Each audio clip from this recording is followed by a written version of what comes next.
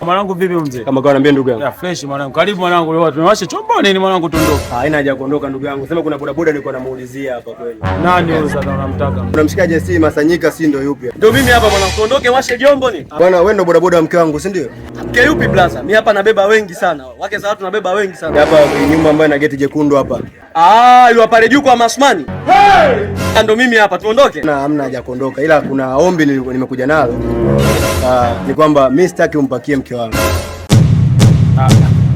Wewe mwacha masiara basi. Si abiria wake sasa simpakie vipi? Kwa nini sitaki kuwapakiwe mke wangu? Yeye anajua kwa nini sitaki. Namuelewa mshikaji. Ndugu yangu, utakuwa unajua vizuri. Haina haja ya kuuliza maswali. Wewe unajua vizuri mimi namaanisha nini. Kuanzia leo sitaki umpakie mke wangu. Basi. Bwana sikiza nikwambie blaza. Mimi ni mfanya biashara. Ushanifahamu? Na hapa mimi napakia watu wengi. Na uwezo kaniambia mimi nisimpakie mkeo. Sasa sikia nikwambie. Mimi mkeo ninampakia na popote ninampeleka.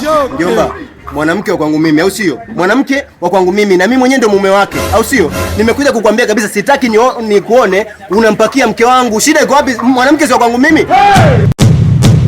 Ni hivi. Akija mke wako hapa nampakia na hata akija dada yako kule nyumbani pia vile vile nitampakia. Kwa malaya ni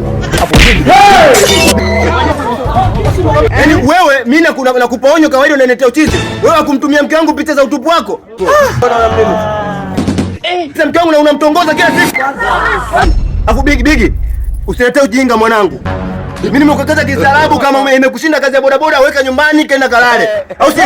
Mimi mke wangu simtongoze, sitaki umtumie picha zako ya uchi. Wewe mimi mkeo nitampakia hivyo hivyo unavyotaka wewe fanya. Mimi mkeo nitampakia. Hapo bigi bigi. Oya! Sasa kama unataka kujua kani penzi la shoga halina maandalizi, njoo mpakie tena mke wangu. Mungu anye. Yaani bodaboda kama nyinyi mna mchango mdogo sana kwenye taifa hili. Chichoke. Wewe vipi? Yaani mke wangu mimi nakwambia unaniletea uchizi.